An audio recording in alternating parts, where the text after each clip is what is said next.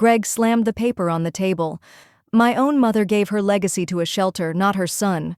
Casey, his wife, scoffed. She's just being dramatic, she'd never cut you off. But Martha, Greg's mother, already had.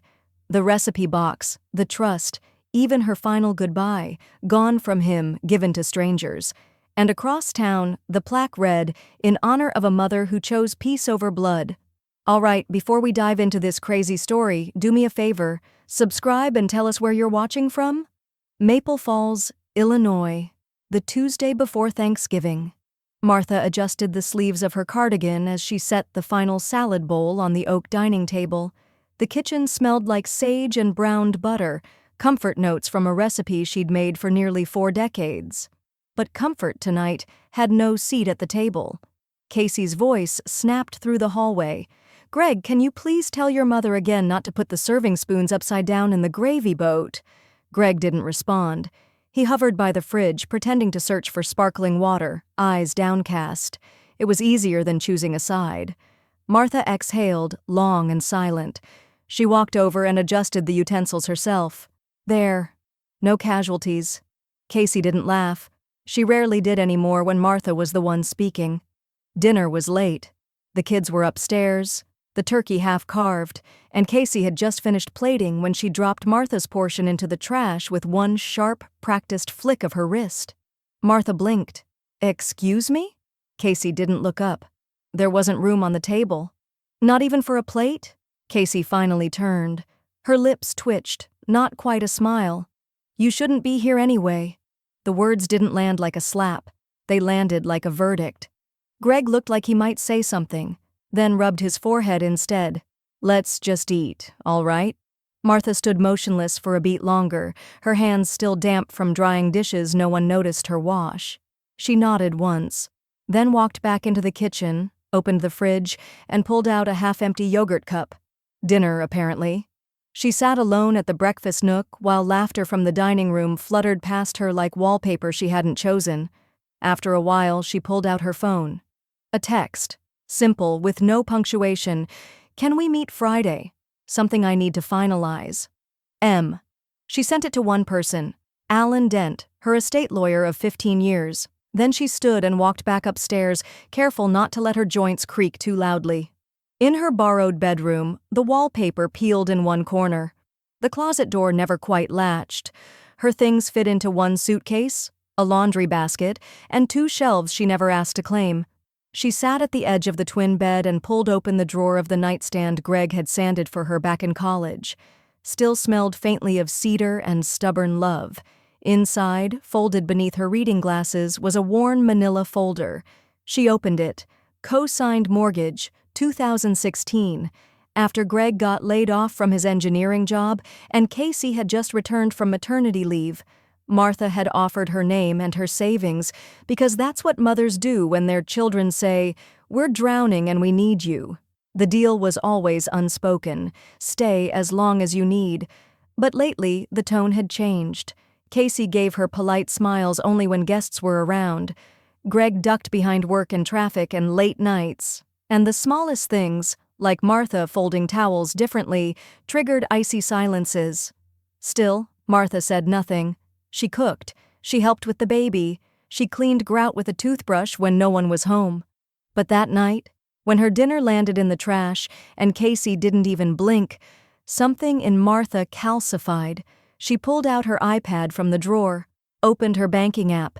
Her savings had been quietly bleeding into the mortgage auto-pay every month since the cosign.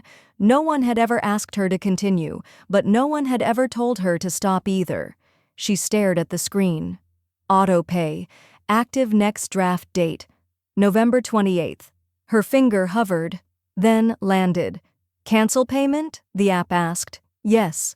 It was the smallest sound when she pressed it, just a click of confirmation.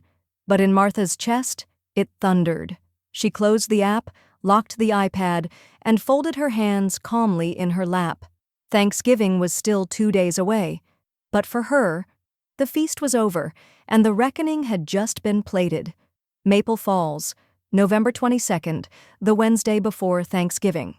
The house buzzed with forced warmth, cinnamon candles lit in every room, jazz playing low through the Bluetooth speaker, Casey's voice drifting up and down the staircase like artificial sugar. Martha moved silently, one item at a time, into a half-packed cardboard box at the back of her closet. A sweater she rarely wore, a photo frame she'd kept turned down for months, the pewter angel figurine her granddaughter once knocked off the mantel and apologized for with a kiss. She folded tissue between each thing like she was wrapping wounds. Downstairs, she heard Casey instructing the kids not to let Grandma touch the pumpkin pie once it arrived. Her voice sounded bright, chipper even, the version of herself reserved for company. Martha shut the closet and carried the box to the attic stairwell while no one watched. Her room wasn't hers anymore. Not really. She could feel it in the way no one knocked before entering, in how her tea tins were shoved to the back of the cupboard. In the 3 minutes Greg took to answer her, "How was work?" with a grunt and a distracted scroll through his phone. Greg. He hadn't always been this dimmed. There was a time, after college, before life turned hard, when he'd leave sticky notes on her coffee maker. "Thanks for working overtime," one read. "Dinner on me Friday." Back when Casey used to send photos of their newborn with captions like, "Look how she loves your voice already, Martha." She had worn her hair long then, softer, so had her tone. Everything began changing the month Greg lost his job. Martha remembered the conversation clearly. She'd walked in with a casserole, found Casey curled on the couch, a baby monitor humming static beside her. "He's not who I married," Casey had whispered, "and I'm not sure I want to be who I'm becoming." Martha had offered to help. Financially, emotionally, logistically, no judgment. But help had somehow become residency, and residency had somehow become resentment.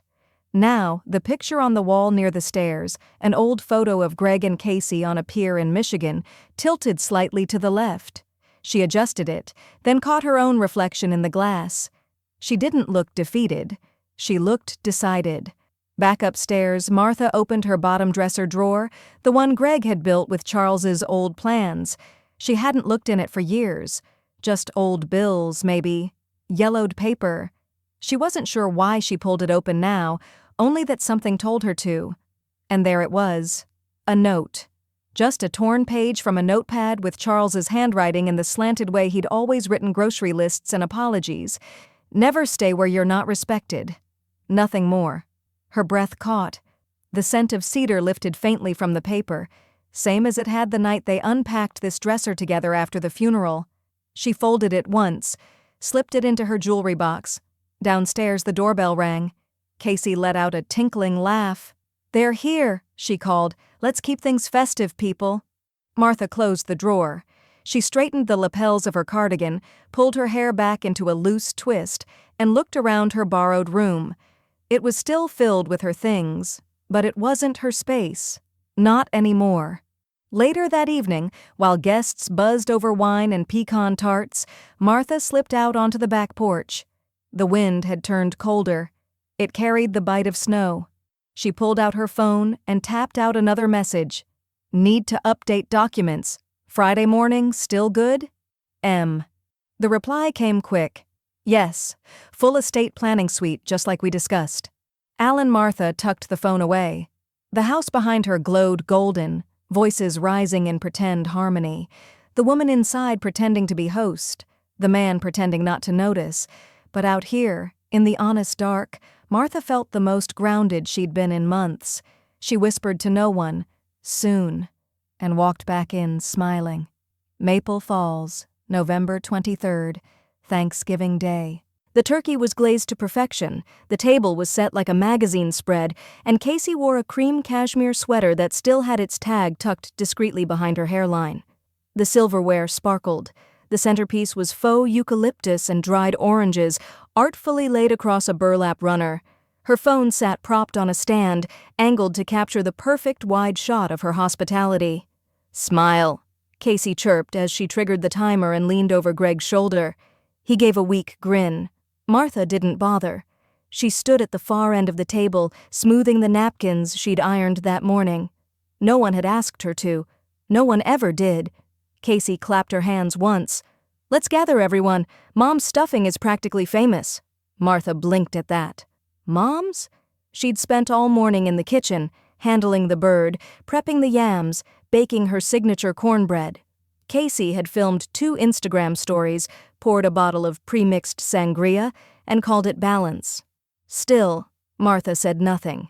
As the room filled, Greg's co-workers, a few neighbors, Casey's sister with her boyfriend who never removed his Bluetooth earpiece, Martha kept her movements small. She poured water, retrieved rolls, lit candles, every act invisible. She excused herself mid-meal to check on the pies in the garage fridge, but halfway down the hall, she stopped. Laughter floated from the half-open door to the guest bedroom, Casey's voice unmistakable, low and unfiltered. "Honestly, she's dead weight with a pension, like a live-in reminder that this house doesn't even belong to us." Muffled response. Then more from Casey. "She thinks cooking earns her rent. Greg's too guilt-tripped to see straight. I swear if she crochets one more grateful heart pillow, I'm gonna set it on fire." Martha stepped back softly, heels silent on the runner. Her mouth didn't move, but her fingers curled against her thigh. The pies were fine. The fridge hummed. The chill didn't reach her bones the way those words had. Back at the table, Greg raised his glass. "Just want to say thanks to my amazing wife for pulling off another perfect dinner." Martha glanced at the turkey, brined by her, the stuffing, her late husband's recipe, the sweet potatoes, still warm from her oven. Casey beamed like royalty. "And thank you all for being here," Greg continued, squeezing Casey's hand. "Means a lot." No one looked at Martha. She didn't toast. She didn't blink. Later, while passing the cranberry sauce, one of the neighbor's kids looked at her and said, "Hey, Marty, did you really make this pie?" "Marty," she echoed gently. "That's what Mom says we should call you," he said, cheerful. "It's like Grandma, but cooler." Martha forced a smile. "Right, very cool." She finished her meal in measured bites, barely tasting a thing. And when Casey poured herself another glass of wine, Martha excused herself again. This time, she went upstairs. The hallway smelled faintly of toasted cloves and bleach. Her iPad buzzed on the dresser, its screen still lit from earlier texts with Alan. A single new notification waited. Mortgage autopay terminated. Effective November 24th, 30-day grace window initiated. She tapped it open, read it twice, felt a quiet hum settle beneath her ribs. Outside, the kids were laughing. A football game played faintly from the living room. She could hear Casey calling out dessert orders like a caterer. "Pecan for table 3! Pumpkin for the allergic!" Martha powered down the iPad and set it back inside the drawer. Then she moved to the mirror and fixed the pin holding her hair. When she looked at herself this time, there was something steadier behind her eyes. She walked back down just as Greg was struggling to open a second bottle of wine. He looked up, gave her a sheepish smile. "You okay, Mom?" She met his eyes, calm and unbothered. "Never better, sweetheart." Casey looked over, then quickly away. Martha sat down, folded her hands, and waited. Because the celebration might have been today, but the reckoning, that started tomorrow. Maple Falls, November 24th, Friday morning. The envelope was cream-colored and innocuous, marked with the bank's logo and a faint warning. "Important account change notification, immediate attention required." Casey found it wedged between Black Friday flyers on the hallway table. She opened it while sipping coffee, still in her robe, hair tied in a high bun. The first line sent her heart skittering. "This notice confirms termination of auto pay for mortgage loan ending in -4832. She read it again, then a third time, now pacing. "Greg!" she called, voice sharp, breaking the morning's calm. "Come here! What the hell is this?" Greg shuffled into the hallway wearing socks and a hoodie, one AirPod still in. "What?" Casey thrust the paper at him. "Did you cancel the mortgage payment?" He read it once, then frowned. "Number, it's probably a mistake." Casey narrowed her eyes. "Then why is the 30-day clock already started?" Greg looked again. No typo, no vague phrasing. Just the facts. Auto pay canceled. Manual payments required. Grace period ends December 24th. "You should call the bank," Casey hissed. "You mean we should?" Greg shot back, tension mounting. From the kitchen came the soft sound of a spoon against ceramic. They turned in unison. Martha sat at the breakfast table, swirling a tea bag in her cup. Steam rose gently. Her reading glasses perched low on her nose. She didn't look up. "Did you do something?" Casey asked, her voice suddenly cautious. Martha took a sip, set the cup down, and folded her hands in her lap. "I've just been taking care of my affairs," she said, her tone flat. Greg stepped forward. "Mom, what does that mean?" She met his eyes. "It means the things that were mine to manage are now being managed. That's all." "That's not all," Casey snapped, voice rising. "You co-signed that mortgage. You're responsible." Martha gave a quiet, almost imperceptible smile. "I was." Greg rubbed his temple. "Why now? Why cancel it without telling us?" There was a silence so thick it seemed to swallow the light in the room. Martha spoke evenly. "Do you remember the night you lost your job?" Greg's shoulders sank. "Of course." "I offered to help. You both looked exhausted. New baby, new house. I stepped in, gave my name, my credit, my savings." "You said you wanted to," Casey interrupted. "I did, because I believed family stepped in when it mattered." Martha picked up her tea again, but then that became expected. Quietly, no discussion, no thank yous, just deposits leaving my account every month. Greg opened his mouth, then shut it. Casey was less composed. "You could have told us you needed to stop. We would have figured something out." Martha set her cup down again. "But you never asked if I could keep going, or if I wanted to." The air in the kitchen was thick with boiled resentment. Greg sat heavily on a stool. "So what now? You're just leaving us to figure it out?" Martha's voice stayed calm. "You're adults. You'll figure it out." Flashback. Greg in 2016 hunched over the kitchen table with papers everywhere. Casey pacing, eyes rimmed red, muttering about missed maternity payments. Martha handing over her checkbook. "I'll co-sign. It'll buy you breathing room." Back then, Casey had cried, thanked her, hugged her hard. That hug was the last one Martha remembered receiving from her. In the present, Casey's voice cracked. "You're really doing this?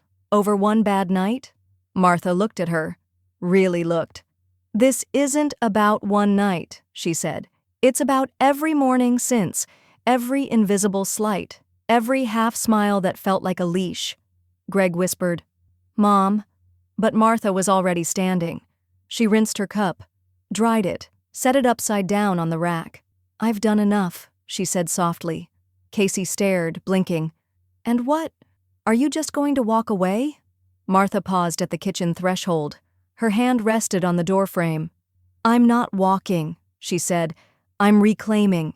And then she left the room, not bothering to shut the door behind her. The envelope fluttered to the floor. The only sound left was the ticking of the kitchen clock, and in Casey's chest, the start of panic that no apology would fix. Maple Falls, November 26th, Sunday afternoon.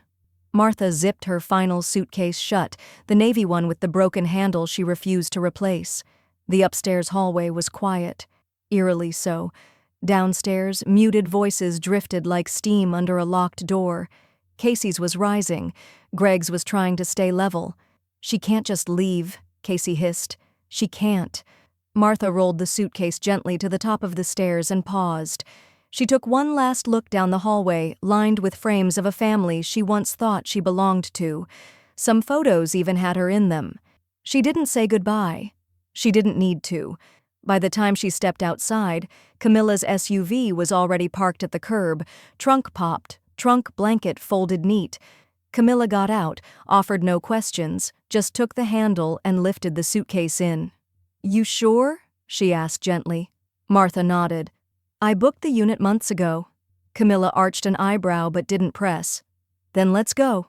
Inside the house, Casey's voice cracked through the front window. "We'll just call her. We'll explain. We'll tell her we'll take over the payments. We'll ask nicely." Greg didn't answer right away. His silence stretched until it folded into the sound of a screen door slamming shut. At the Willows, an upscale retirement village nestled just outside Maple Falls, the afternoon light poured soft through bay windows lined with spider plants and orchids. The air smelled like lemon polish and cinnamon tea. Martha's new cottage had 2 bedrooms, a private patio, and a reading nook with shelves just begging to be filled. She stood by the window while Camilla made tea. Her phone buzzed again. Casey, then Greg, then Casey again. Martha didn't silence it. She simply turned the phone face down. She pulled open the side drawer of her new kitchen island. Inside sat a worn folder labeled Home Equity, Whitaker Residence, 2016. At the bottom was Greg's signature, shaky with hope, beneath Martha's own. She texted Alan, "Initiate full audit. Time-stamped copies to Greg. Registered delivery." His reply came back within 2 minutes. "Understood. Already queued." And Martha, "Well played." Later that night, after the tour, the tea, the unpacking, and a brief orientation with a nurse named Donna, who wore socks with foxes on them, Martha stepped into her new bedroom. The closet was empty. The dresser still had that faint woodshop scent. She opened the top drawer. Inside was a small envelope from the front desk, a welcome note and a card with her new mailing address. No mortgage, no leaks, no unpaid debt, just space. She sat on the bed and opened the lockbox she'd carried in her purse the whole way. Inside was the check from the sale of her old house, cashed 5 months ago when she'd quietly listed it after moving in with Greg and Casey. A 6-figure deposit had gone directly into a trust, untouched, protected, reserved. She had never planned to stay forever. She had only planned to help, but help had turned into permanence, and permanence had turned to entitlement. Back at Greg and Casey's, reality bloomed like rot. Casey stood in their living room, phone clutched tight. "I'm not asking her again," she snapped. "She's being petty." Greg sat on the arm of the couch, staring at his phone. "It's not petty," he said. "It's final." He looked at the email from the bank again, then the new message from Alan, the lawyer. Line by line, it listed every dollar borrowed against the house's equity and every clause that confirmed Martha's right to withdraw at will. There it was, in Greg's own handwriting. This agreement does not bind the co-signer to indefinite support. He had signed it the week his severance ran out. Casey had skimmed it. "She played us," Casey said bitterly. "No," Greg muttered. "She protected herself." They both looked around at the silent house. The dining table was still set with their expensive holiday linens. The chairs were full 2 days ago. Now they sat empty. Casey's phone rang again. She didn't recognize the number. She didn't answer. The voicemail that followed began not with Martha's voice, but Alan's. "This message serves as official notification that Mrs. Whitaker is no longer legally tied to the mortgage in any support capacity. You are fully liable." Greg stood up. "She's not coming back," he said almost in awe. And somewhere across town, Martha sipped her tea and smiled. Not with triumph, but with peace.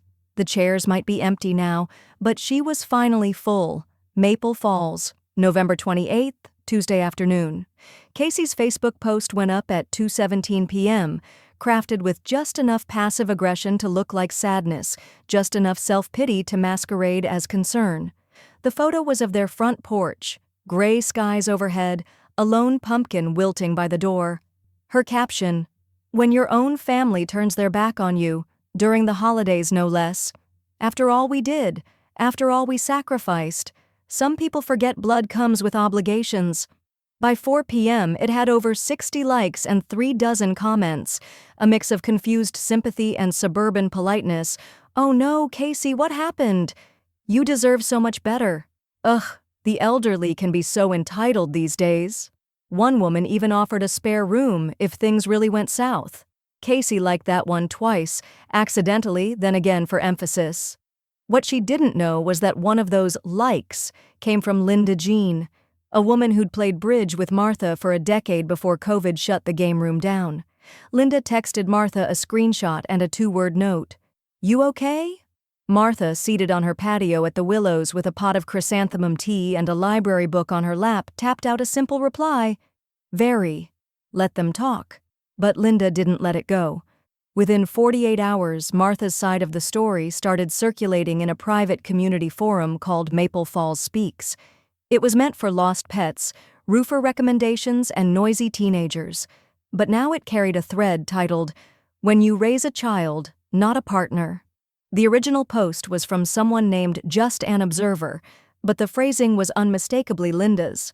What do you call a woman who signs a mortgage to help her son, lives in his home rent-free, cooks their meals, and gets called dead weight by her daughter-in-law?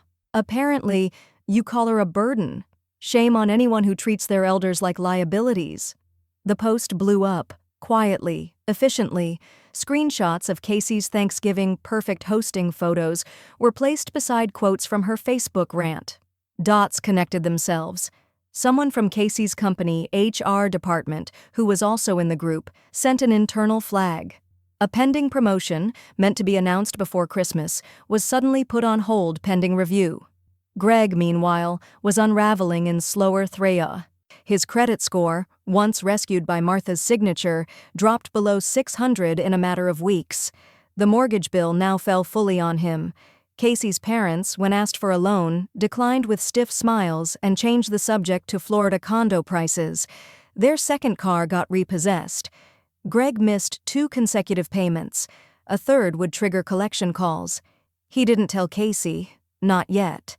Back at the Willows, Martha met with Alan in the quiet of the reading lounge.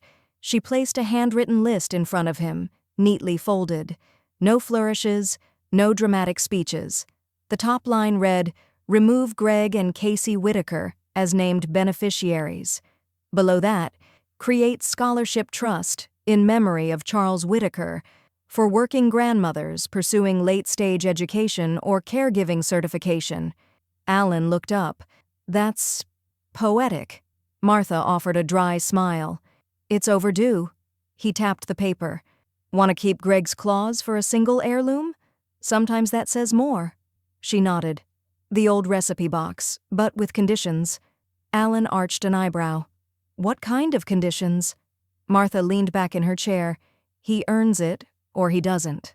Later that night, after her bath and 2 episodes of murder, she wrote, Martha logged into her own Facebook account for the first time in months. Her notifications had exploded. Dozens of friend requests, messages from women in their 50s and 60s sharing their own stories of invisibility, of silent support turned into assumed servitude. She didn't post anything, just liked one comment from a woman named Nora. "You taught them grace." They mistook it for permission. At Greg and Casey's, the lights were off early.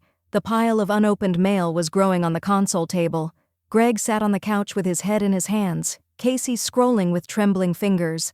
"She's turned people against us," Casey muttered. Greg didn't respond, because deep down he knew the truth. Martha hadn't turned anyone. She'd simply stopped hiding the truth, and the world took care of the rest. Maple Falls, December 2nd, Saturday afternoon. The knock came at exactly 4 p.m., sharp, practiced, as if she'd stood outside rehearsing it.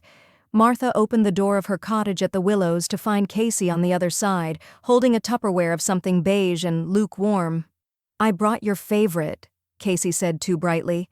"Chicken divan." Martha tilted her head. "That's not my favorite." Casey blinked. "Well, it used to be. You made it every Easter." "I made it because your mother always brought dry ham. Not because I liked it."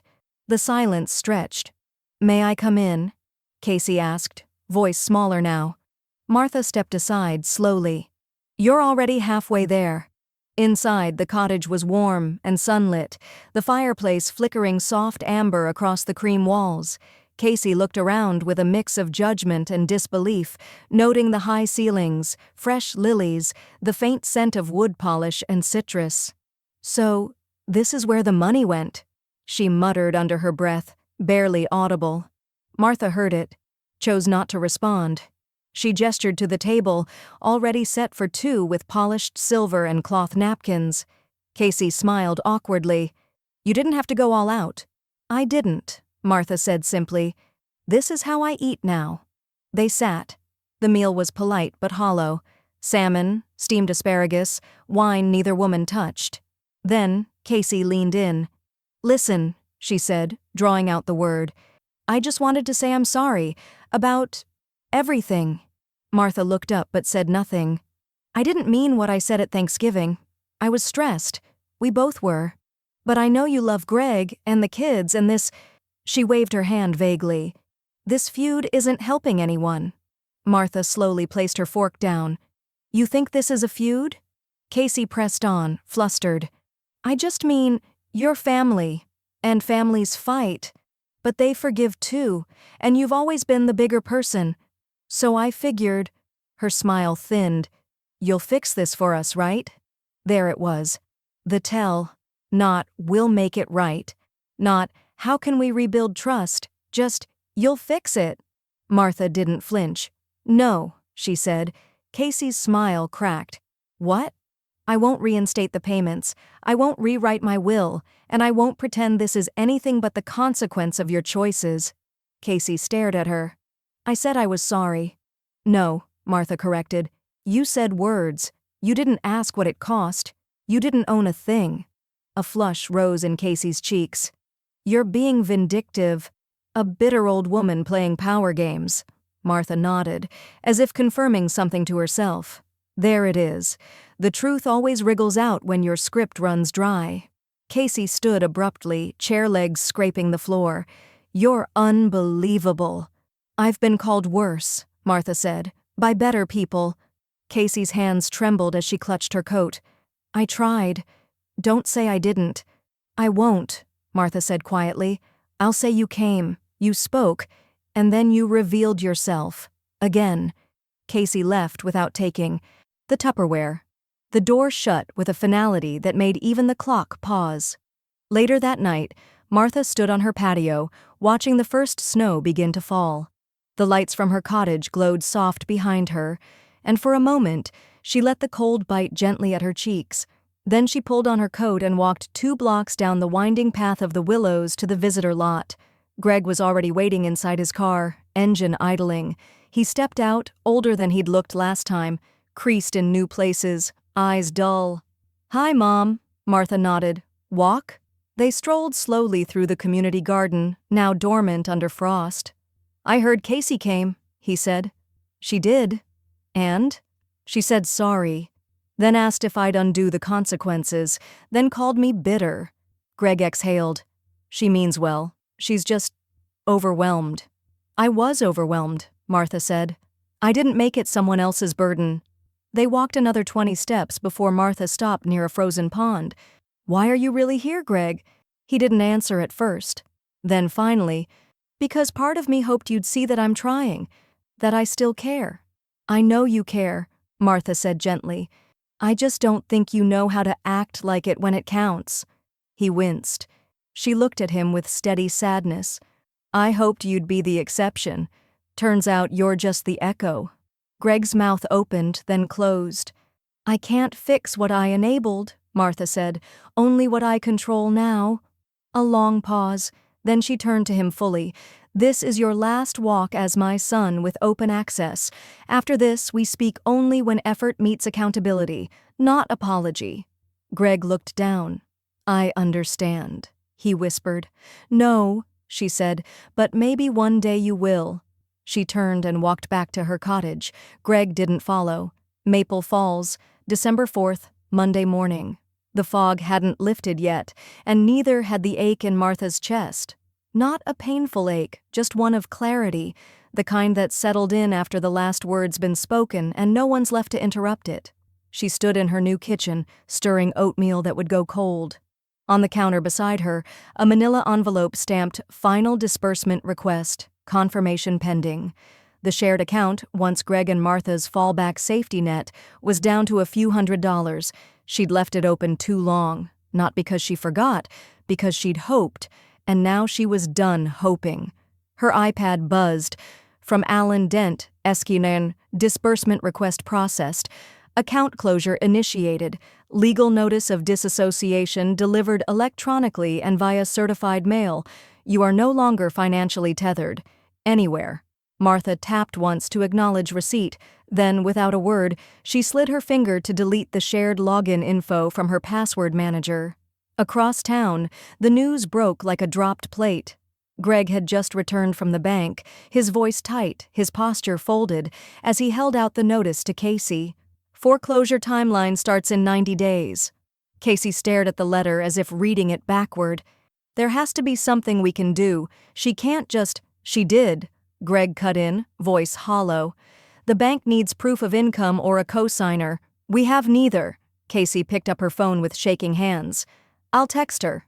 Don't, Greg said. She sent a letter. He walked to the entryway table and picked up a sealed envelope addressed in Allen's firm's font.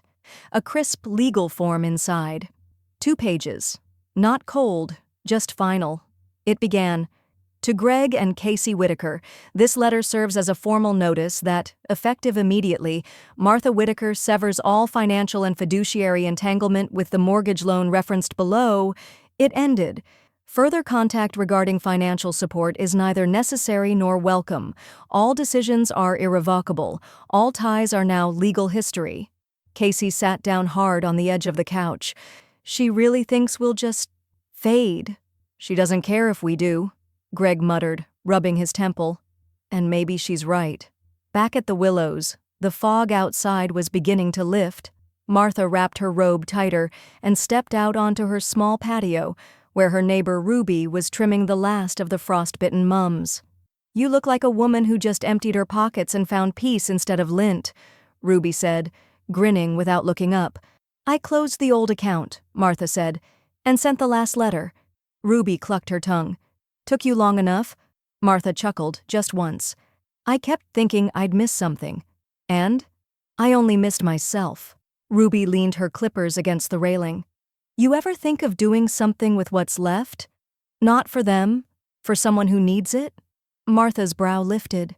That night, she lay awake longer than usual, the envelope from her trust account on the side table like a sleeping creature. Quiet, but not done breathing. At 11:14 p.m., she sat up, slipped on her slippers, and padded to her desk. She opened her laptop and logged into her banking portal. 3 tabs later, she was on the website of the Harriet House for Mothers in Transition, a shelter she'd heard of from Ruby. She clicked through the donation forms, read the testimonials, watched the short video of a young mother named Imani saying, "This shelter gave me back my name." Martha stared at that sentence for a long time. Then she clicked, "Speak to a donor advisor." By morning, her trust account had a new directive: $90,000 to be earmarked for housing transition grants and night shift childcare services. The confirmation email arrived at 6:07 a.m. Subject, "Transfer complete. Welcome to Harriet House Legacy Donors. Dear Mrs. Whitaker, you've just changed the story for someone else's next chapter." She didn't cry. She just let herself exhale. The next day, her phone rang. Unknown number. She almost didn't answer. But something made her swipe. A small voice on the other end. Gentle, grateful, tired. "Hi? Is this Martha Whitaker? I just wanted to say thank you. I got the grant. I start nursing classes next week." Martha smiled, her voice steady. "Then I guess I just got a return on love." She ended the call and stared at the rising sun beyond her patio glass. The account was empty, but Martha had never felt so full. Maple Falls, December 6th, Wednesday morning. Martha opened her contacts list and scrolled slowly. Thumb steady, heart quieter than expected. She tapped Greg's name once, selected Remove from Favorites. Then, with a breath she didn't realize she'd been holding, she clicked Block this caller. A second later, she did the same with Casey's. Then with the old family group chat titled Whitaker Holidays. She didn't delete the thread, just silenced it permanently. That was the morning she stopped waiting, stopped checking her phone, stopped building small, ridiculous hopes into missed calls and half-read texts. Instead, she walked to the community calendar posted by the main lobby and signed up for Thursday's grief group with a green Sharpie. No hesitation. That afternoon, a voicemail came through anyway. Blocked or not, it hit the digital archive before it bounced into oblivion. She spotted the transcript preview by accident. "Mom, it's me. Please, I'm scared. I'm so sorry. I miss you." Her thumb hovered, then tapped play. Greg's voice was thick, ragged, like it came from someone sleep-deprived and unraveling. "I know I screwed up. I let her talk for me. I let things happen I should have stopped. I don't know. I thought you'd always be there.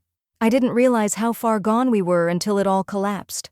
A long breath, then a softer, cracking admission. I don't know how to fix this. I don't even know if you want me to.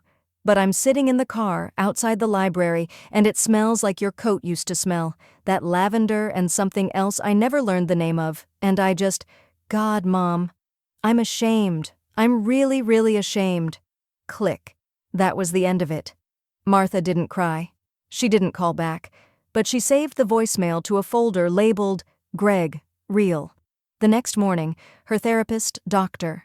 Edna Sloan poured 2 cups of tea without asking. Releasing isn't erasing, she said. It's just putting the box back on a shelf where it can't hurt you. Martha nodded. I think I kept the lid open too long. Because you loved him, Edna said, but love isn't a leash. And you're not abandoning him, you're simply refusing to bleed out again. Silence sat comfortably between them. Then Edna reached into her desk drawer and handed Martha a seedling wrapped in newspaper and twine. A tree? A sugar maple, Edna said. We give them to patients at transitional points. Growth, healing, reclamation, that sort of thing. Martha held the tiny sprout in her lap the rest of the session. That evening she dug a small hole near the back fence of her cottage, where the winter sun touched the soil longest. Ruby watched from her porch, holding a mug of cider, saying nothing. Martha knelt carefully, no gloves, no preamble, and planted the sapling with her bare hands. Once it was secure, she sat beside it on the ground, legs crossed, coat wrapped tightly.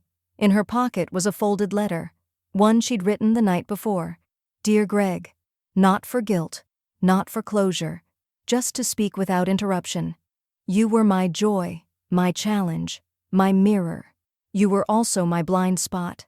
I gave everything thinking it would shape you, but some shapes collapse under pressure instead of forming. Still, I loved you. I do. I always will. But I will not let that love cost me the rest of my life. This is not a punishment. It's a boundary.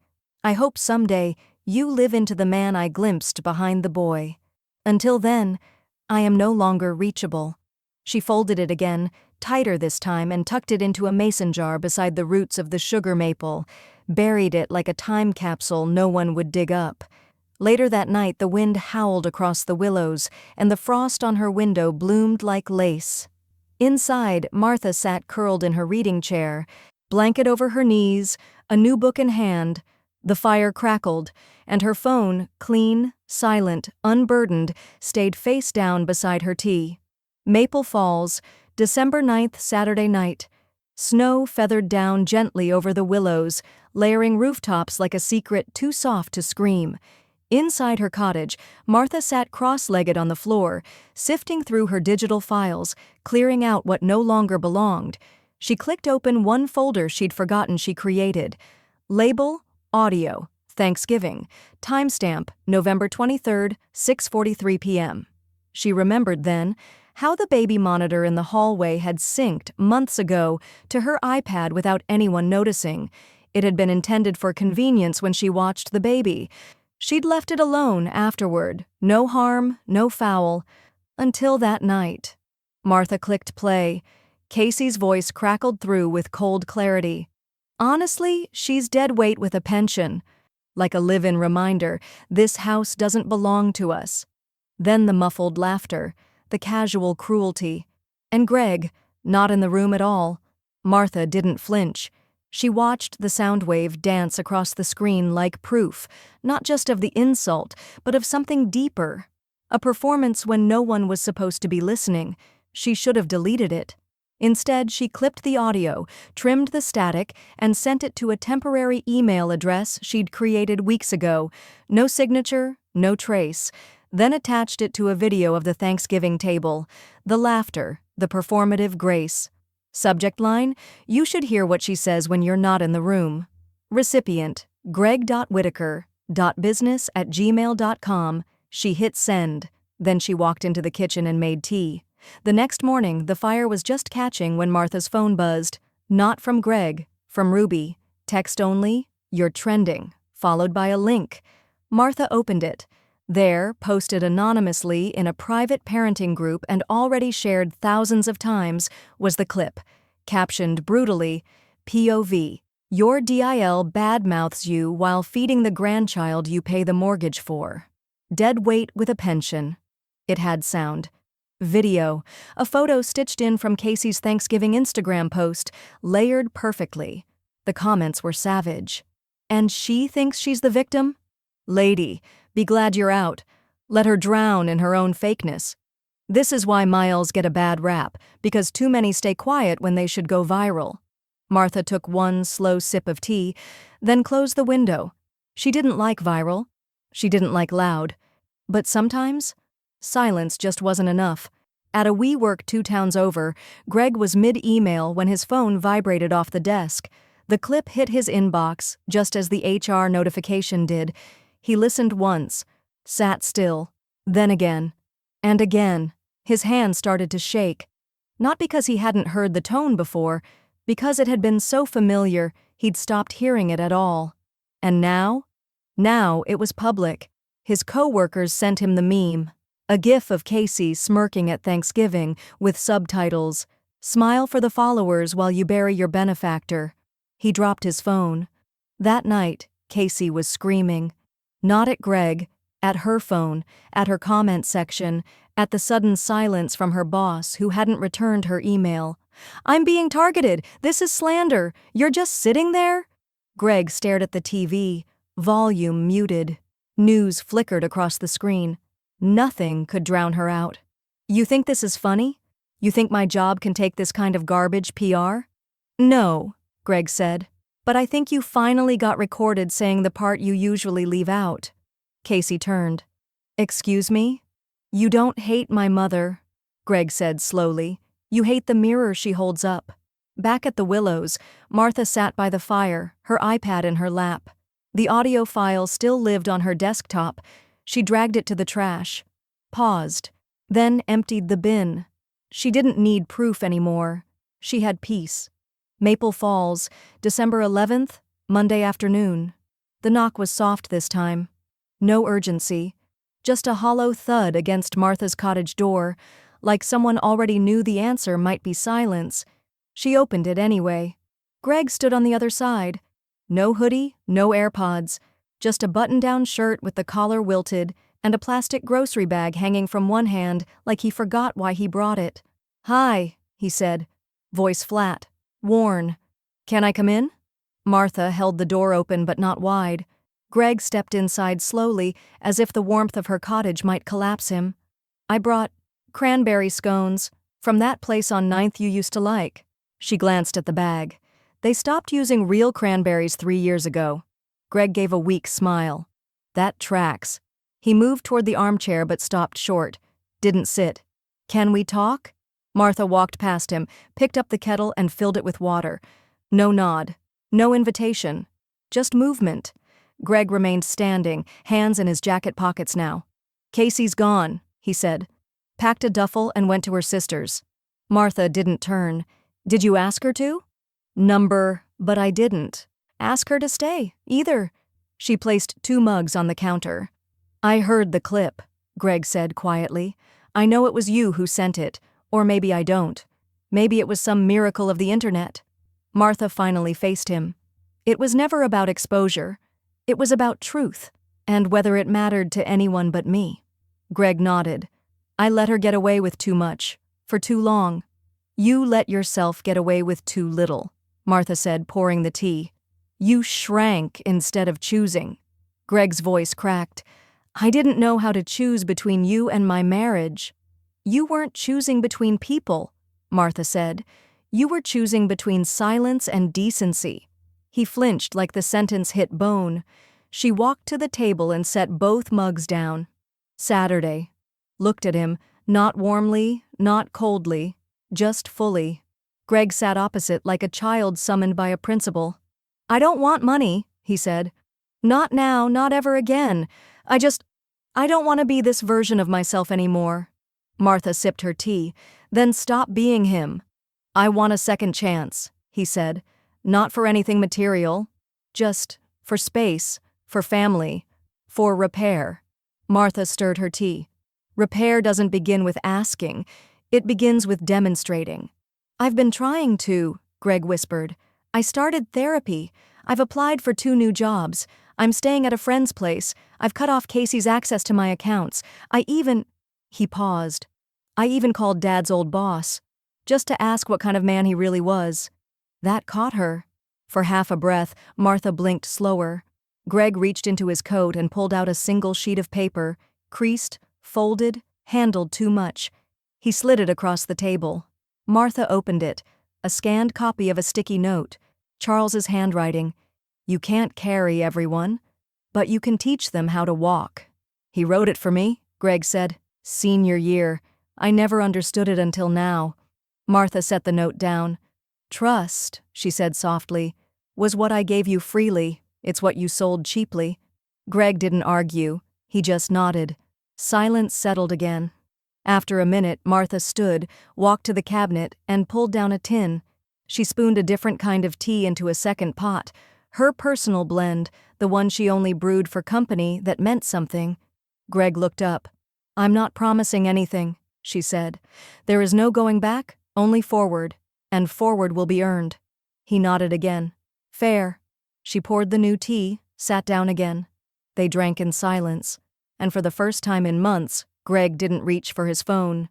Maple Falls, December 16th, Saturday morning. The ground was still hard in places, but the sun had warmed the topsoil just enough. Martha pressed her trowel in, feeling the give of earth she'd coaxed into softness over weeks. Around her, laughter rippled, a sound she'd almost forgotten could belong to her world. I told you, Ruby called from a few rows down, waving a seed packet. Marigolds are bossy, you crowd them and they sulk. Martha grinned. They must have learned it from the women planting them. The Willows Gardening Club had started with 3 women and a half-dead rosemary bush. Now it had a name, laminated ID cards, and a waiting list.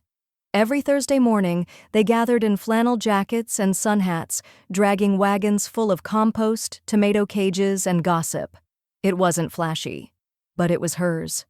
That afternoon, as she trimmed back frost-bitten vines, Martha saw someone new sitting on the garden bench. Early 20s baby carrier beside her, textbook open on her lap. A girl too young to be that tired. Martha wiped her hands and walked over. Botany or punishment? The girl looked up, startled, then smiled faintly. Biochem. Punishment with homework. Martha chuckled. I taught GED classes for years. You speak like someone who's trying to rewrite her story. The girl hesitated. I'm Jess. I just moved in with my grandma here after... She gestured to the baby carrier. Life. Martha nodded. It tends to rearrange things. They sat for 20 minutes. Jess talked. Martha listened. The girl's story tumbled out. No self-pity, just grit. Dropped out after pregnancy, waitressing nights, applying to nursing school with 0 margin for error. I got in, Jess said, but no aid came through. So I wait. Again. Martha didn't say anything then, just pressed a folded note into Jess's palm before leaving. Talk to Donna at the front desk. You'll start in January, books covered, childcare included. That night, Martha dug out an old photo, black and white, grainy, taken by a stranger outside a courthouse. She was 22, wearing a suit 3 sizes too big and holding Greg like he was both shield and reason. Back then, no one had helped, just quiet judgment and long lines. She didn't regret it, but she never forgot it either. 2 days later, a local paper did a soft feature piece on the Willows community outreach. Ruby had mentioned the garden club. Someone else mentioned the scholarship fund. The article ran with a photo of Martha standing beside the sugar maple she'd planted. The grandmother who gave back. Byline. One woman's quiet revolution through plants, patience, and no second chances wasted. Martha didn't expect the attention. Or the flowers that showed up anonymously outside her door the next morning, tagged only with, "For the seeds you plant in people too." She left the article folded on her table, half read. Late that afternoon, another knock came. Greg. But this time, no groceries, no excuses. He stood straighter, cleaner. His coat was frayed at the cuffs but zipped. His eyes held something unfamiliar. Containment. I saw the article, he said, smiling awkwardly. That picture of you with the tree, I remember that look. You used to have it after you fixed things no one knew were broken. Martha leaned in the doorway. This isn't a visit about fixing anything, I hope. Greg shook his head. Number just wanted to see where the roots finally went. She stepped aside, this time without pause. They sat on the porch. No tea, no lectures, just silence. Greg looked out at the soil beds, the daffodil shoots already pushing through the mulch. You ever think about writing all this down? The real version, not the one in that article. Martha didn't answer. Instead, she reached into her sweater pocket and handed him something small, folded in thirds, yellowed at the edges. It was the original sticky note. You can't carry everyone, but you can teach them how to walk. Greg stared at it for a long time. I'd forgotten his handwriting. I hadn't, Martha said. Some things you carry, not because they weigh you down, but because they kept you alive. He nodded, blinking hard. And for the first time, Martha touched his shoulder. Gently, once. Maple Falls, December 19th, Tuesday afternoon. The lawyer's office smelled faintly of lemon polish and printer ink. Martha sat across from Alan Dent, reading glasses perched low on her nose, a pen tapping once against her folder. The late light through the blinds striped the desk in slats of gold and dust. Alan slid the document forward. This is the final revision. Martha flipped to the last page without looking at the others. She already knew them. She'd read them enough times to recite her own obituary by heart. It was the clause she'd spent the most time with, the one she wanted airtight, precise, unshakable. She ran her finger across the final paragraph. To my son Greg Whitaker, I leave my handwritten recipe box, containing family recipes, notes, and annotations dating back to 1971, only upon verified completion of 100 hours of volunteer service at a registered shelter or food bank. If this condition is not met within 1 calendar year of this document's execution, said item shall be permanently donated to the Harriet House for Mothers in Transition. She exhaled once. Alan watched her carefully. Still sure about this? Yes, Martha said. This box taught me how to feed people without feeding their entitlement. If he wants it, he'll learn the difference. Alan made a small, impressed noise and turned the page. Casey? No mention. Just confirming. She'll contest. Let her try, Martha said, voice steel flat. The next morning, Martha placed the recipe box on a high shelf in her linen closet. It was wooden, worn soft with time.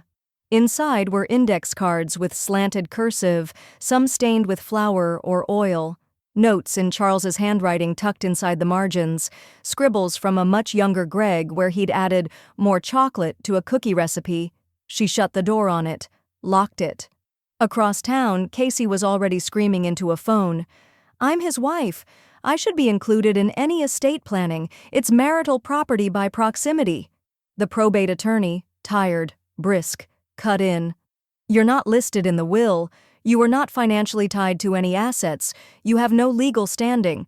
But she targeted me. Not legally relevant. Casey hung up mid-sentence and flung the remote across the room. It shattered into 3 pieces near the air mattress she'd been sleeping on since her sister demanded rent. 2 days later, the story broke. It began as a sidebar in the local Digital Gazette. Will with a clause. Maple Falls retiree's recipe box becomes conditional legacy. The reporter, nosy but accurate, had reached out to Harriet House for comment. The nonprofit responded with a short, glowing statement. Martha Whitaker has already changed lives through her anonymous donations. This condition simply formalizes what she's always believed, that legacy should be earned, not assumed. The story picked up steam. Gardening groups reposted it. Women's shelters praised it. One meme made the rounds, a black and white photo of a flour-dusted index card that read, "Legacy isn't what you leave behind, it's who you demand others become." Casey tried to post a rant. It backfired, again. The comments skewered her. Still trying to inherit what you never appreciated. Volunteering. 100 hours is punishment now? Maybe if you'd served soup instead of side-eye. At the Willows, Martha walked to the front garden with her thermos and sat on the bench beside the sugar maple, now staked upright and wrapped against winter wind. Ruby ambled over and handed her a newspaper, folded to the opinion page. "I think you've got fans," she said, grinning. Martha skimmed the headline. "Earning the Box, a lesson in love, conditions, and consequence." She smiled, folded the page into her coat pocket. That afternoon, a letter arrived by courier. Handwritten, no return address, just the words, "For when you're ready to believe me." Inside, a copy of Greg's volunteer registration at Harriet House. Start date circled. No flourish, no plea, just the facts. Maple Falls, January 22nd, Monday morning. Steam rose in soft tendrils from the industrial sink as Greg rinsed another tray of plastic lunch containers. The shelter's kitchen was loud with Monday energy. Toddlers crying, someone bumping into a cart, a volunteer shouting over the radio. It was chaos, but it was also quiet in a strange way. The kind of quiet you feel when no one's watching you perform, when the work is real, when your presence matters only as much as your presence delivers. Greg didn't wear a name tag anymore. Everyone already knew him. "Hey, Whitaker," called Denise, the shift manager, wiping sweat off her brow. "Those lunches out by 11? "Yes, ma'am." That had been the first thing Martha taught him, though he never knew it then. When in doubt, do the job that needs doing. No commentary, no credit required. He scrubbed his hands for a full minute longer than necessary, as if the heat and soap could keep boiling off the man he used to be. From across the community room, a little girl with mismatched barrettes waved. "Mr. G, you forgot the juice again." Greg laughed, held up a Capri Sun in silent apology, then jogged it over. The mother behind the girl, tired, grateful, nodded once. It was enough. 3 rows back in the audience, tucked behind a column, Martha sat in her pressed navy coat with gloved hands folded in her lap. The new community wing at Harriet House was complete.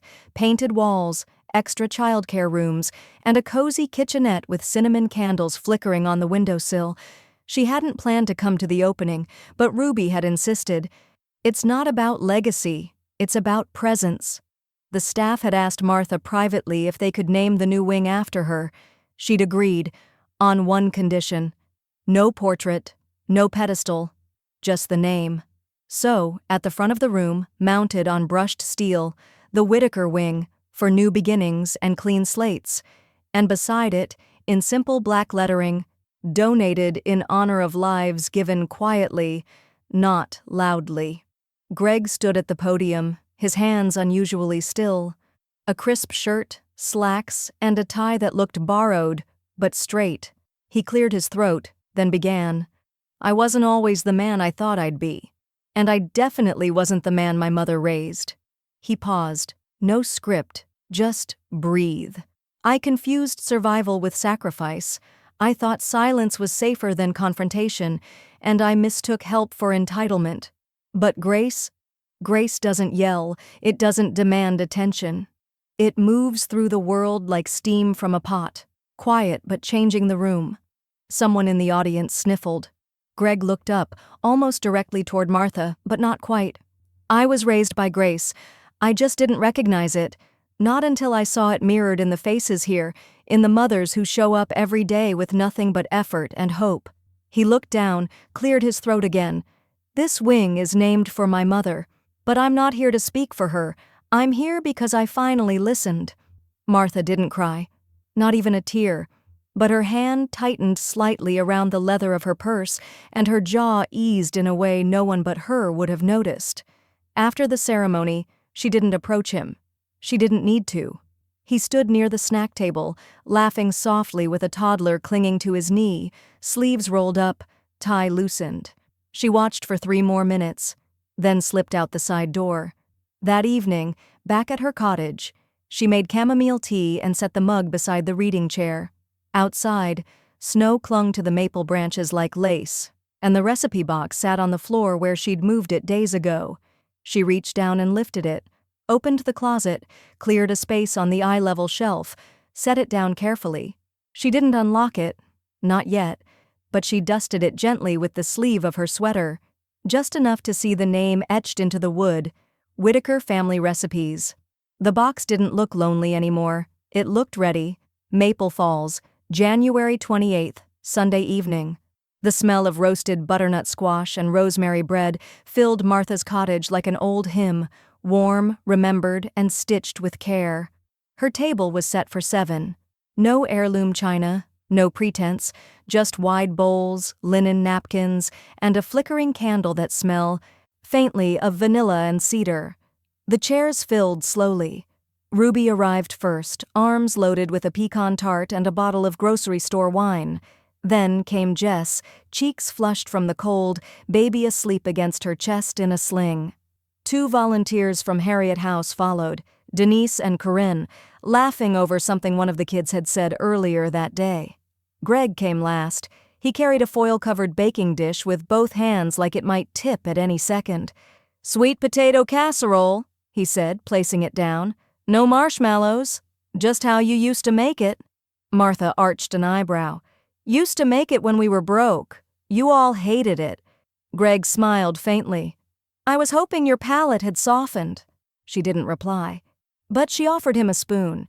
He took the seat beside Corinne, across from Martha. The clatter of plates and the low hum of conversation folded easily around the room. Martha moved through it like a conductor, quiet but deliberate, pouring wine, cutting tart, laughing when Ruby teased her for hiding the good butter. It wasn't a celebration, it wasn't a statement, it was just dinner. Halfway through the meal, as the casserole made its second pass around the table, Denise leaned back and said, "So, Martha, you've got stories. You always let everyone else talk. Tell us something real."